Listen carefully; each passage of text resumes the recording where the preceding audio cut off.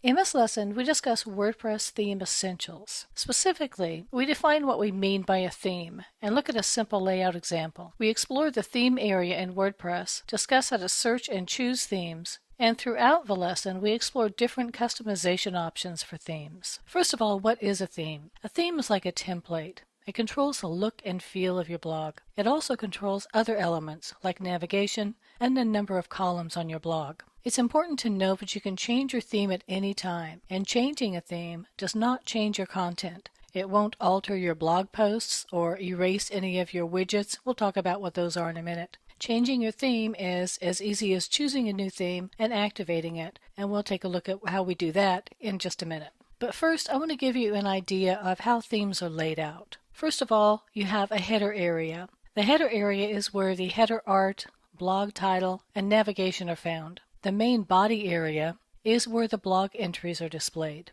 Sidebars are extra columns on your blog that contain what are called widgets. A widget is a small container that performs a particular function. We're going to be looking at some examples in a minute. And your footer area typically contains credits and copyright information. And here's an example. Here is our header area up here where we have the title of our blog and the navigation. Here's the main content area where the blog posts are displayed. And over on the right hand side here is a sidebar.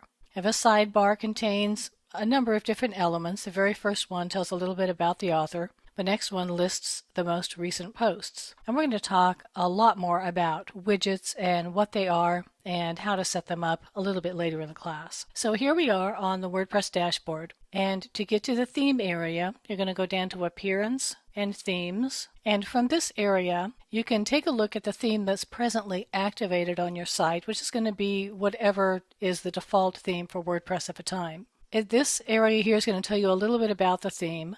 And if I click on Customize, this is where you can customize your theme in real time. In other words, you can see how the changes are affecting your blog right on the spot. Now, different themes are going to have different options over here. In this case, this default theme allows me to change the colors of my theme if I click here, and it also allows me to change the header image of the theme. Now I'm going to talk more about this, but for now I'm going to cancel this because I want to show you how you can search different themes and get them into that live view so you can tell how they're going to look using your blog content. So the very first thing I want to show you is this feature filter. If we click on that, these are all the filters that we can use when we're searching for themes. There are a lot of WordPress themes, so it's a good idea to filter them out if you have a general idea of what you might want on your theme. First of all, you can filter out by colors. You can choose how many columns you want. You can also choose whether or not you want a left sidebar and a right sidebar, and you know what that means now. You can also choose whether or not you want your blog to have a fixed width or a flexible width. Now, a flexible width means that it changes when you make your browser window smaller or larger.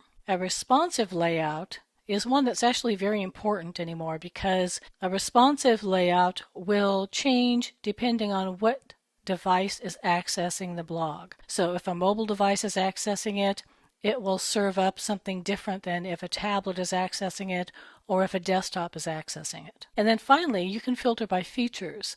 If you know that you want to have a custom background or custom colors or any number of other things, then you can filter those themes by those particular features so that you don't have to play any sort of a guessing game. Now I'm going to close these filters up. But I'm going to scroll down and we're going to take a look at a couple of these themes. Now the first theme I want to look at is this theme called Stay.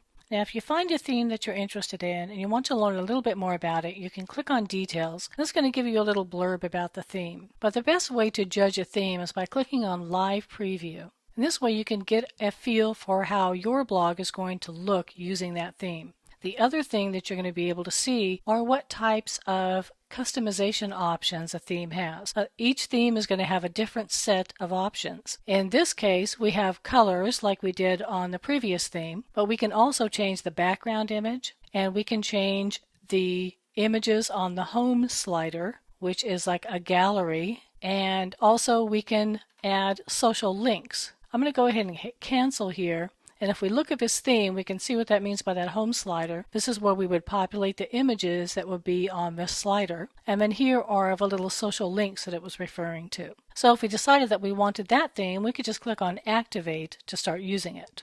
Now, another thing I want to point out is that there are premium themes that you can purchase. Now, I don't recommend choosing a theme until you have a lot of content on your blog so that you can really get a good feel for how your blog is going to look in a theme, which is why we're going to revisit this after we have populated our blog. As we saw earlier, different themes have different customization options. If we go to Customize here on the default theme, let's go ahead and take a look at all of these options. First of all, the Snapshots feature is only available with the Custom Design option. Remember, we talked about this in a previous session as far as paying $30 to use customized design features such as changing the CSS. And if you know how to do that, it's not a bad idea if you want a highly customized theme. Now, if we keep scrolling down here, we click on Colors. We can change the color, and you always want to pay attention to what you're changing the color of. In this case, we're going to change the color of the header text. So if we click on that, we can choose different color we might want to change the header text to.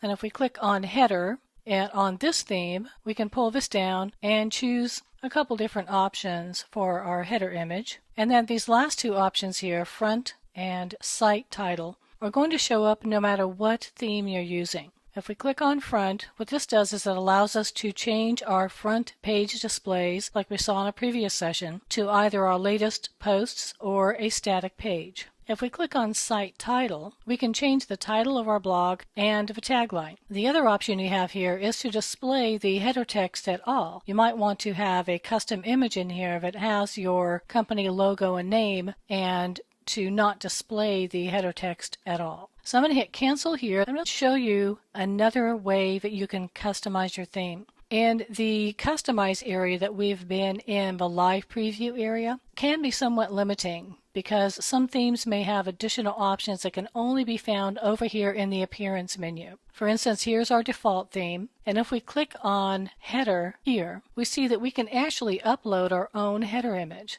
So it's well worth checking these options out over here. When we upload a header image, it will tell us what size to make the header, and then we can create the header according to these specifications and then click Browse and open it up here or upload it here and have it replace the header image. There's also a way for you to have a random image where it would just choose from any number of images. You can also just remove the header image altogether. And then again, you can change whether or not you want to show the header text, and then also change the text color from here. So you want to make certain that you check over here every time you activate a theme to see what other kinds of options might be available over in the Appearance area. If the customization options are still not enough, you can always go to the Custom Design area here and choose to upgrade so that you have more control over customizing your themes. There was one more thing I want to point out, and that is if you go to Appearance and Mobile.